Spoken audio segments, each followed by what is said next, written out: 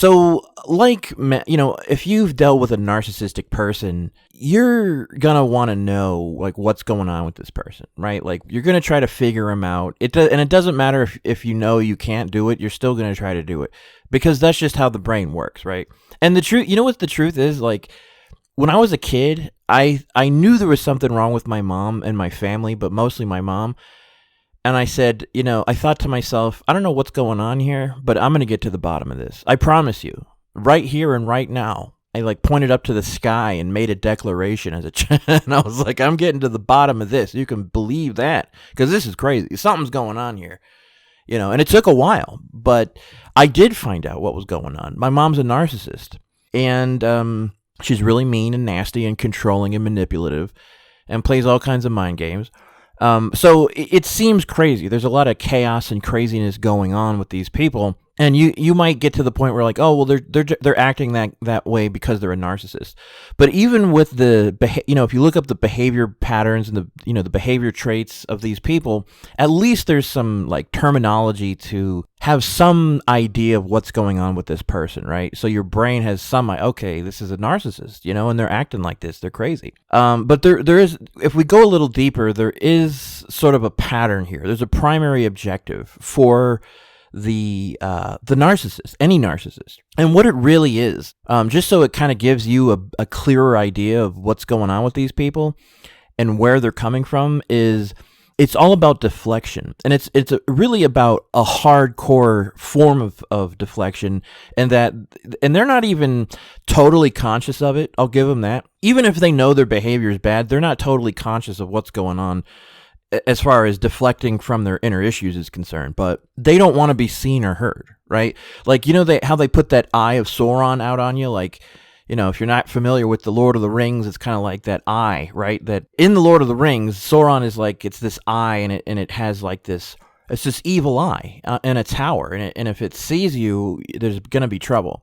So that's kind of how it always felt with the narcissist, right? Like, if you're in their crosshairs, they're going to fire, right? So you're trying to, one of the things we try to do is avoid them at all costs, right? Even if you're living with one, it's like, oh my God, they're home, run, like hide, just get away from them. So they've got a lot of issues going on the inside, and they're like hyper vigilant about focusing on other people's flaws, because they're trying to go on the offensive to hopefully prevent anyone from seeing their flaws, or even their own perceived flaws, right?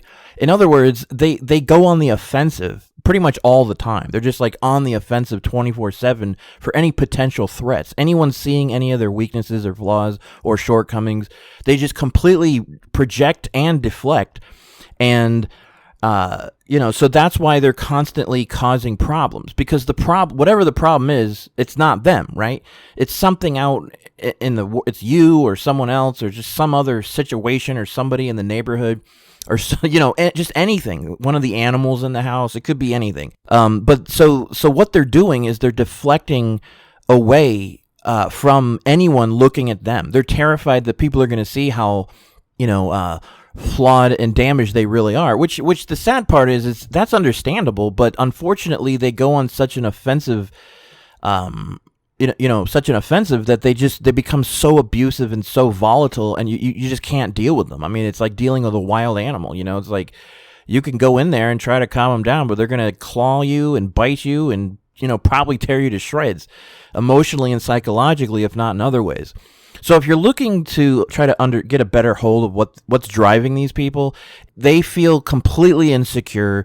They don't, and their narcissistic wound is something that they don't want to ever re-experience, right? That's like at the core of the narcissist psyche, sort of, right? And they're not even 100% conscious of it, but they're going on the offensive to defend that sort of narcissistic wound, that inner area within themselves that's not only says they're flawed and weak and terrible and all this other stuff, but that if looked at, if you look at it or they look at it, right, any flaw, for them it'll trigger, and it's like having CPTSD, right? For those of us who have dealt with CPTSD have what's called emotional flashbacks of intense shame and overwhelm and guilt and stuff. and going back to feeling like helpless and powerless children. Well, it's like the same thing going on inside the narcissist.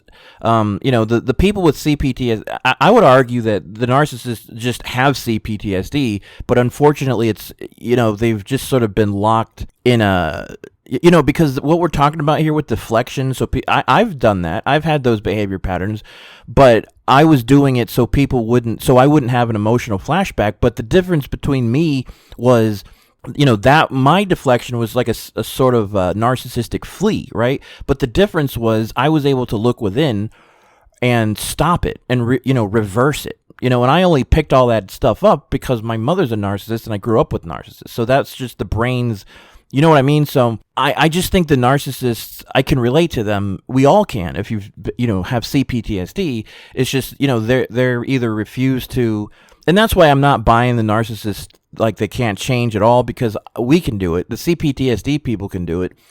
It's not comfortable to look within, but we're doing it. We're changing. We're looking at our own flaws and growing and admitting when we're wrong. And I can do all those things. I've done that plenty of times, and I've changed different behaviors that weren't, very effective or healthy.